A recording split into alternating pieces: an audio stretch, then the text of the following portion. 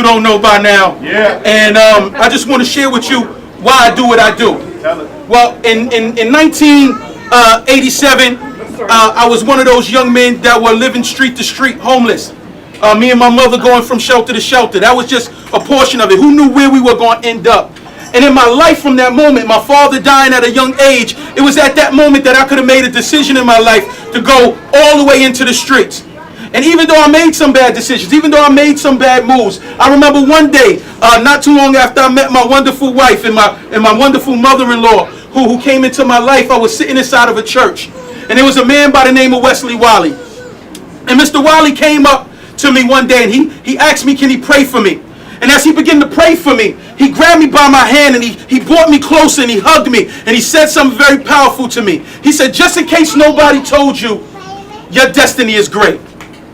At 21 years old, at that moment, 22 years old, nobody in my teenage life or adult life had ever spoke anything positive into my life, because my adolescent years and my early teenage years had said something totally different. It said that I wouldn't achieve. It said that I couldn't make it. It said that the cards were stacked against me. That statistically, it was no way in the world that I should become who I am today. But when that man said something to me, it sparked hope in me. It placed something different in me. It made me say to myself, Rhasheen, you can change.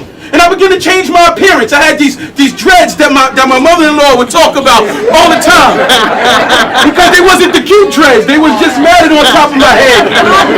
And she used to call me Buckwheat because they just used to stick up in the air. But I went and I cut my hair and I went from baggy jeans and Timbs to something a little bit more fitted. I started going to church and started learning about the Lord and trying to figure out how to change my life. But it all started from a word of hope. See, people ask me, why do you sit on city council? I sit on city council because it's that same word of hope that over the last 8 years of opening Right Now Ministries that I've been able to sow that same seed of hope into everybody that I've come across. The 2 years before that, working with this great man, Pastor Bob Sanastanio, to be able to reach out to a community and plant those same seeds of hope inside multiple people. See, when I see the city hall, when I see the city council, I don't see a position. I don't see what a lot of other people see. You know what I see? I see an opportunity not just to speak hope into 1 or 2 people anymore. I see an opportunity to speak hope into an entire city. When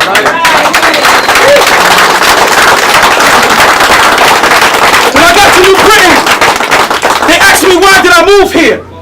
It's nothing anymore. It's not going to be what it could be. It's not this, it's not that. But let me share something with you. I was a child that moved from place to place to place to place. And after 5 years of being married, my wife said to me, she said, baby, we've moved 5 times in 5 years.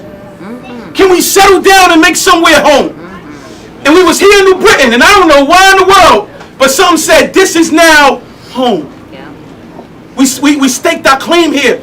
And from that moment, we wasn't ones that was seeing what New Britain can do for us, but we said, what can we now do for New Britain? Wow. We begin to speak into people's lives and tell them that regardless of whatever the world sees, see, I see something else, because, see, somebody saw something in me that nobody else was able to see. They was able to see the resources. They were able to see a man who had passion for life, that was able to make it over various trials and tribulations, to be able to declare one day that I'm greater than what the world or my circumstances said that I was. So when I look at New Britain, I see that seed growing again. So when people told me it wasn't nothing, I looked at the parks and said, but wait, that's not nothing. I looked at the art museum and said, hold on, wait, but that's not nothing. I looked at my children going to school and said, hold up, but wait, that's not nothing. The proudest teenagers, one of the that I'm most proud of is my daughter, Debbie Marie Brown. Amen. When she had a full ride to Miss Porter's, my daughter stood up and she said, I got to be part of the change in New Britain. All right. She says, I know I'm intelligent, I know I have a lot to offer, but I don't believe what they say about our school system. I'm staying in New Britain, and I'm going to help add to the scores that's going to shut the mouth up of all the outsiders that talk about our city. I was astonished by the faith of a young girl, and here we are a couple of years from that point, when now the mayor has now put together with a great team of aldermanic people who have stood in the gap to say we are going to fund our board of education regardless of what the outcome is. That's right.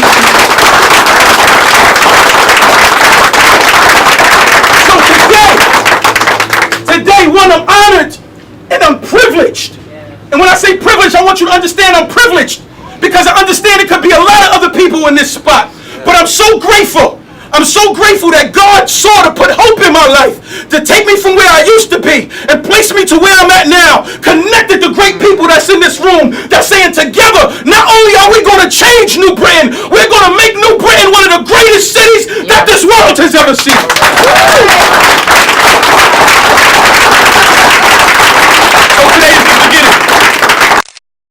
The beginning, people, that we begin to tell people that what has already taken place is about to get just a little bit better.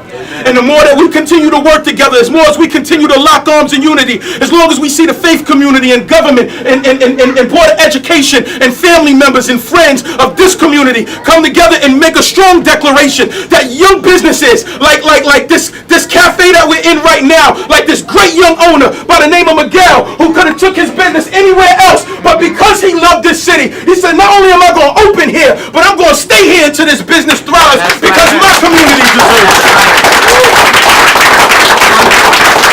People of New Britain, people of the surrounding towns, I'm honored.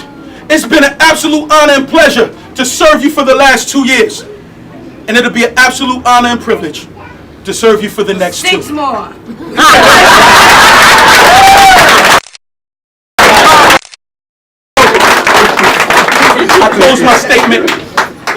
I close my statement with this. We are the hope. We are the hope. The Bible declares that faith is the substance of things hoped for and the evidence of things not seen. Some of y'all may not be so-called religious. I'm not religious either. This is my lifestyle. And I'm not perfect by any means. But I've understood that my imperfections is always greater when it's connected to God's perfection. And I believe that our city's imperfections is absolutely what makes us great.